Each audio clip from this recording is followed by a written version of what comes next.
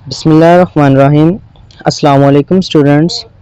Last time जो हमने topic discuss किया था उसका जो रिमेनिंग पोर्शन है वो आज हम देखेंगे। इसमें बच्चे हम देखेंगे कि वेव एक जगह से दूसरी जगह तक किस तरह से जाती है। बेटा इसमें लिखा है when wave travel through a substance the substance itself does not travel. कि बच्चे जब भी वेव किसी भी चीज़ से पास करती है, जैसे लास्ट टाइम भी हमने डिस्कस किया था कि वेव को ट्रेवल होने के लिए मीडियम की ज़रूरत होती है, जैसे सॉलिड, लिक्विड या फिर गैस। तो बताया जा रहा है कि जब वेव इसमें से ट्रेवल होती है, एक जगह से दूसरी जगह तक जाती है, तो ये सब्सटेंस खुद एक जगह से दूसरी जगह तक नहीं जाता, बल्कि उसके अंदर जो मौजूद उसके पार्टिकल्स होते हैं वो वेव को एक जगह से दूसरी जगह तक भेज रहे होते हैं। You can see this with the wave on the rope and by observing wave spreading out on water after a small object is dropped in the water। बच्चे इसमें ये बताया जा रहा है, जैसे आपने देखा होगा अगर आप एक रस्सी ले लें, उस रस्सी का एक एज अगर आप किसी दीवार या किसी फिक्स पॉइंट के साथ बांध दें और दूसरे एज से आप उसको ऊपर और नीचे मूव कराएं तो उसमें एक वेव बनती है, और वेव आपको नज़र आ रहा होता है कि वेव एक जगह से मूव करती हुई आगे जा रही है, जबकि रस्सी तो आपके हाथ में ही है। तो इससे ये साबित होता है कि वो जो सब्सटेंस आपके पास है या जो मटेरियल आपके पास है वो खुद एक जगह से दूसरी जगह तक नहीं जाता, बल्कि उसमें से वेव खुद एक जगह से दूसरी जगह तक जा रही होती है। ऐसे ही वाटर वेव का बताया गया कि अगर आप पानी के अंदर एक छोटा सा स्टोन फेंक दें तो उसमें एक वेव बनेगी, वो वेव फैलेगी चारों डायरेक्शन में। जैसे अगर आप एक स्टोन बेड में फेंक दें ना पानी के, तो एक सर्कुलर मोशन में एक वेव बनना शुरू हो जाती है जो एक जगह से दूसरी जगह तक फैल के जाना शुरू हो जाती है। तो उसमें भी यही बताया जा रहा है कि but the water does not travel away from the object. कि उसमें ये है कि आपने पत्थर तो फेंक दिया है, तो वो वाटर की वेव जस्ट एक जगह से दूसरी जगह तक जाती है, वो वाटर खुद एक जगह से दूसरी जगह तक नहीं जा रहा था, जस्ट वाटर के पार्टिकल्स उस वेव को मूव करवाते हैं जो एक जगह से दूसरी जगह तक जा रहे होते हैं। ऐसे ही एक और एग्जांपल है साहब, when a tuning fork is vibrating it makes sound wave travel through the air away from the tuning fork। इसी तरह बच्चे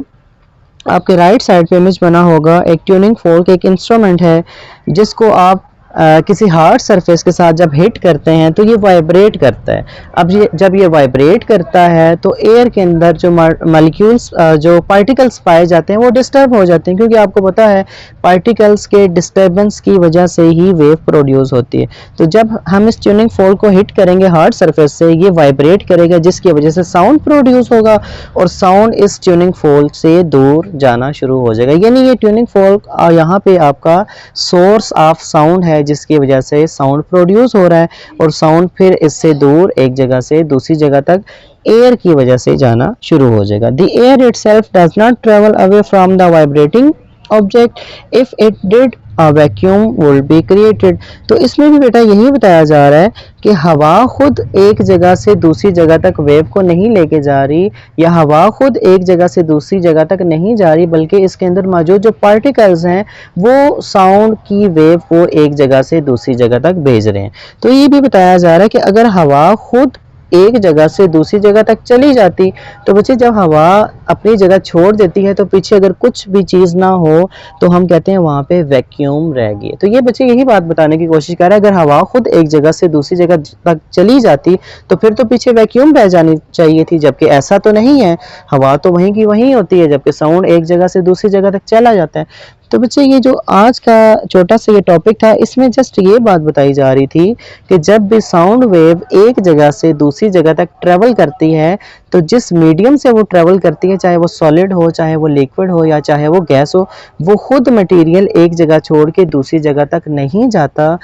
बस उसके जो पार्टिकल होते हैं वो उस वेव को एक जगह से दूसरी जगह तक पहुंचा देते हैं। अगर हम इसको मज़ीद डिटेल में देखें, जबकि आपका भी 7th क्लास है तो इसमें इतनी डिटेल नहीं बताई जाती। फिर पार्टिकल लेवल में पार्टिकल्स की वाइब्रेशन, उसकी काइनेटिक एनर्जी है, मॉलिक्यूल्स का आपस में हिट होना, काइनेटिक एनर्जी का दूसरे पार्टिकल के अंदर ट्रांसफ़र हो जाना, और फिर साउंड का आगे मूव करना, ये आपकी क्लास में इतना ज़्यादा डिटेल से नहीं बताया जाता। बस ये है कि इसमें यही डिस्कस हुआ है कि जो भी मटेरियल है, जिस भी मीडियम से साउंड एक जगह से दूसरी जगह तक मूव होता है, वो खुद मीडियम एक जगह से दूसरी जगह तक नहीं जाता, ओनली वेव एक जगह से दूसरी जगह तक ट्रेवल करती है। तो बच्चे जस्ट आज ये छोटा ही टॉपिक था, तो इससे रेलिवेंट आपको कोई भी कन्फ्यूजन हो, कोई भी क्वेश्चन हो, तो आप कमेंट सेक्शन में उस क्वेश्चन को हाईलाइट कर सकते हैं। बहुत शुक्रिया, अल्लाह हाफ़िज़।